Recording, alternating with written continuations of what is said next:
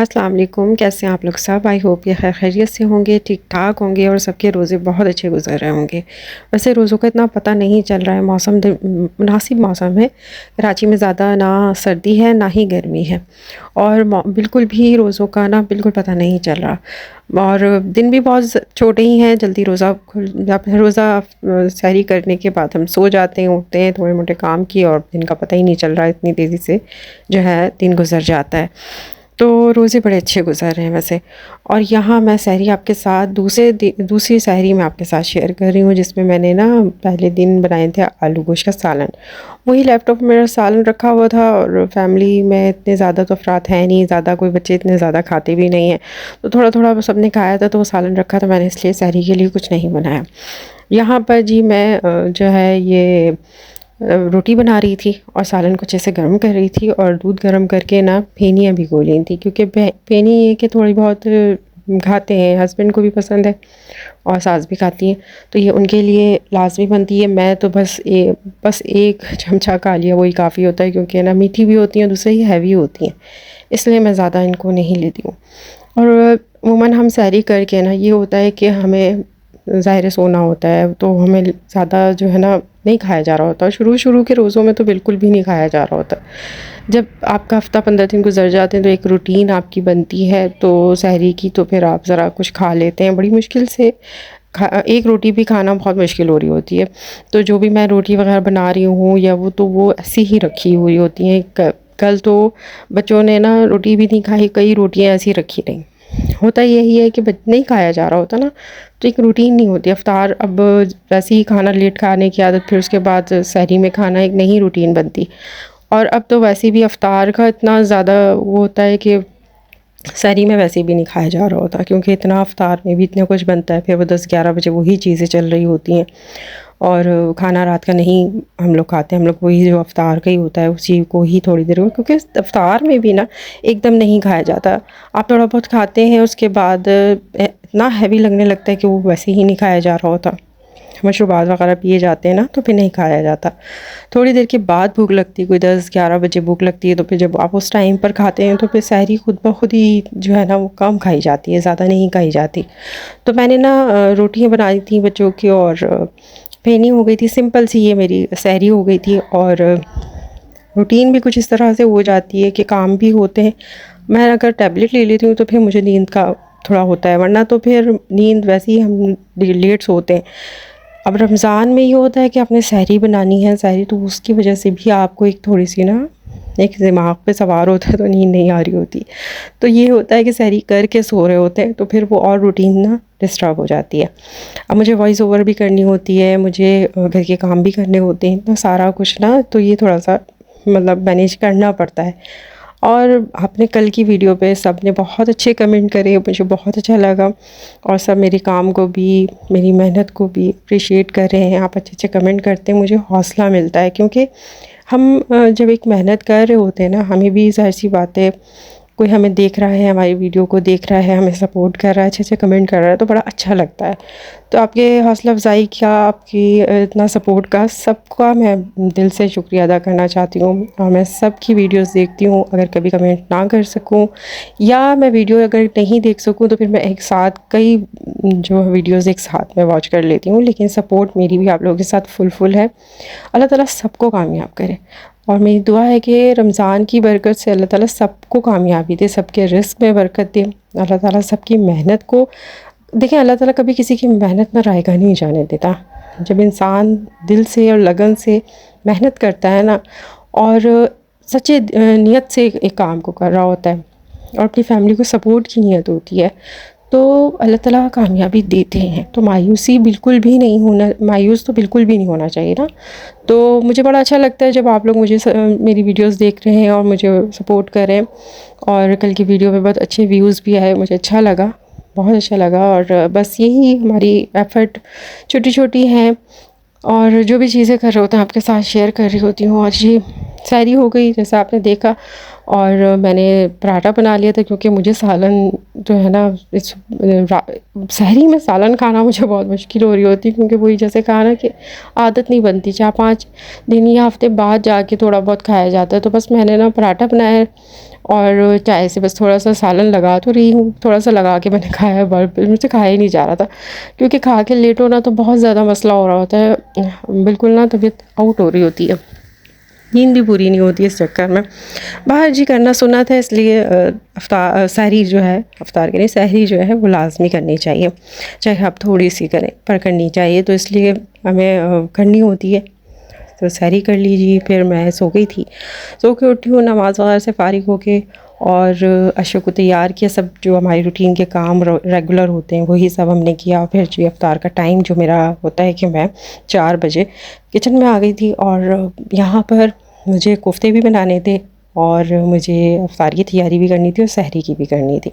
तो मैंने सोचा कि ना, हस्बैंड ने मुझे गोश्त ला दिया था, तो वो भी मैंने वॉश करके रखा हुआ था। मैंने कहा चलें जी, यहाँ पर मैंने प्याज को फ्राई कर लिए और निकाल लिया था, ब्राउन करके ना निकाल लिया था, और बस उसी ऑयल में मैं ना बनाई थी पकौड़े। अब पकौड़े का तो ये हिसाब है कि जी, जब तक जैसा खान पे पकौड़े ना हो ना मज़ा नहीं आता, और सबके अपने अपने वैसे घर के सब अपने हिसाब से चलते हैं। बहुत से घरों में तो ये भी होता है कि वो अफ्तार जी नहीं बनाते और बस उनके डायरेक्ट खाना बना के ना डायरेक्ट मतलब खाना ही खा लेते हैं, वो नहीं अपना इफ्तार वगैरह बनाते। सबका अपना हिसाब होता है। बहरहाल जी, मैंने तो, हमारे घर में तो ये होता है कि शुरू में 10-15 दिन थोड़ा सा ना फ्राइड आइटम खाने का दिल कर रहा होता है, उसके बाद दिल भर जाता है, क्योंकि रेगुलर हम कहाँ इस तरह से फ्राई आइटम खाते हैं। तो कभी कभार ही दिल करता है तो खाते हैं ना, लेकिन रमज़ान में कुछ है हिसाब इस तरह का कि दिल करता है। तो और पकौड़े जब तक दस्तरखान पे ना हो ना तो मज़ा भी नहीं आता, ऐसा लगता है कुछ अधूरा है। तो इसलिए थोड़े से बना लेते हैं, और फिर मुझे 1-2 जगह अफ्तार भी भेजनी थी, तो मैंने कहा चलें बना लेते हैं जी। और मैंने बनाई प्याज, आलू और पालक के पकौड़े बनाए थे। और पालक तो मेरे पास है लगी हुई ना, अपने पास मैंने पौधों में है, तो उसी को मैंने थोड़ा ज़्यादा बड़े बड़े पत्ते नहीं हुए अभी, छोटे छोटे से थे, तो थोड़े से मैंने तोड़ के बस वो डाल दिए इसमें। और चॉपर में मैंने ना ग्रेट कर लिए थे आलू, और उनका अच्छे से स्टार्च निकाल लिया था थोड़ी देर भिगो के, और प्याज को मैंने ना स्लाइस कट कर लिया था उसी में चॉपर में। उससे बड़ी ज़िंदगी आपकी आसान हो जाती है, बड़े झटपट से आपके सारे काम हो जाते हैं। और मैंने बस उनको मिक्स किया, और जो कल मैंने आपको साथ शेयर की थी ना, बेसन का जो मैंने मिक्स पकौड़ा मिक्स बना के रखा था, बस वो मैंने बेसन इसमें ऐड किया, और मुझे कुछ डालने की ज़रूरत नहीं पड़ी है। बस मैंने सोडा डाला है, खाने का सोडा और नमक, ये 2 चीज़ें मैंने डालकर, और बस मैंने इसको आपके सामने देख रहे हैं आपके, मैंने इनको फ्राई कर लिया और फ्राई करके निकाल लिया था। बस आपने जब आप इसके अंदर बेसन डालेंगे और मैदा और नमक डालेंगे, फ़ौरन आपने फ्राई करना, वरना ये तीनों चीज़ें पानी छोड़ देंगी। पकौड़े बनाए थे, और मैंने चिकन जो बाइट्स बना के रखी थी, उसको बस मैंने ब्रेड क्रम्स जो घर में ही बनाए थे, मैंने ब्रेड मेरे पास थी, उसको बस मैंने ना चॉपर में डाल के उसके क्रम्स बना लिए। और ये भी मुझे बना कर रखने थे, लेकिन मैं ना टाइम नहीं मिल सका, तो फिर मैंने ये बना नहीं सकी थी। लेकिन बहुत जल्दी बन जाते हैं, बड़े झटपट से बन जाते हैं। इसको आप थोड़ा सा जो है ना रोस्ट कर लें, तो थोड़े से अच्छे ड्राई करके रख लें। आप कलर चाहते हैं तो दर्दे का रंग आप उसमें थोड़ा सा डाल दें, और बस मैंने यहाँ पर कोटिंग करी और फ्राई किया है, और रेसिपी मैंने आपके साथ शेयर की थी। तो बस जी यहाँ पर मैं इनको फ्राई करती जा रही हूँ। बस मैंने ना उसके अंदर मैदा डाला, और उसमें इतना मतलब मैंने डिरोस्ट करने के लिए तकरीबन 3 बजे निकाल के बाहर रख दिया था, तो ये अच्छे से डिरोस्ट हो गए बिल्कुल। जब इसकी बर्फ़ जो बड़ी खुल गए ना, तो फिर मैंने इनके अंदर मैदा डाल दिया, और इतना उसमें मॉइस्चर था कि आपको कुछ डालने की ज़रूरत नहीं थी, बस आपने ऐसे ही मैदा डाल तो अच्छे से वो कोट हो गए थे मैदे में ना। बस मैंने फिर उसके ऊपर ब्रेड क्रम्स लगाए और फ्राई कर लिए। ये इतने मज़े के बने, इतने मज़े के, मैं आपको क्या बताऊँ, कि मेरे हस्बैंड को बहुत पसंद आए, मेरे बच्चों को बहुत पसंद आए, सब ने बड़े शौक़ से खाए। और आयशा के बाबा को तो इतने पसंद आए, वो मुझसे पूछने लगे कि ये कब बनाए थे, और बेटे को भी नहीं पता। मैंने कहा नहीं, ये मैंने जब ही बनाए थे, जब मैंने चिकन मंगाया था ना, तो उनको नहीं पता था। मैंने 3 किलो चिकन मंगा के सब मैंने बना के रख लिया था, उनको नहीं पता था मैं क्या बना रही हूँ। तो जब मैंने अभी बनाया ना, तो उनके लिए बहुत सरप्राइजिंग हुआ ये कि ये क्या बनाया है, कब बना के रखा आपने ना। तो बाल बच्चे बड़े खुश हो गए। ये छोटी छोटी चीज़ें जो होती हैं ना, ये करके रख लें आप, आसानी भी हो जाती है और बच्चों के लिए चेंज भी होता है कि बच्चे ज़रा शौक़ से खा लेते हैं। और मैंने ना वॉन्टन और रोल नहीं फ्राई किए, बस मैंने ना थोड़े से समोसे फ्राई कर लिए थे। तो आपने बस वही सिंपल निकालना है और ऑयल बहुत ज़्यादा गर्म ना हो, बस थोड़ा सा उसको थोड़ा ठंडा करके फिर आप इसमें ऐड करें और ऑयल में और डाल कर ना स्लो फ्लेम पे आपने इनको फ्राई कर लेना है। अच्छे से ये फ्राई हो गए समोसे और चाट बना ली थी। और जी दही बूंदी चाट तो लाजमी होती है, 30 के 30 दिन बनती है, वो तो होती है, वो मैंने इसलिए आप लोगों को दिखाई। फाइनल लुक आप देख रहे हैं मेरे दस्तरखान का।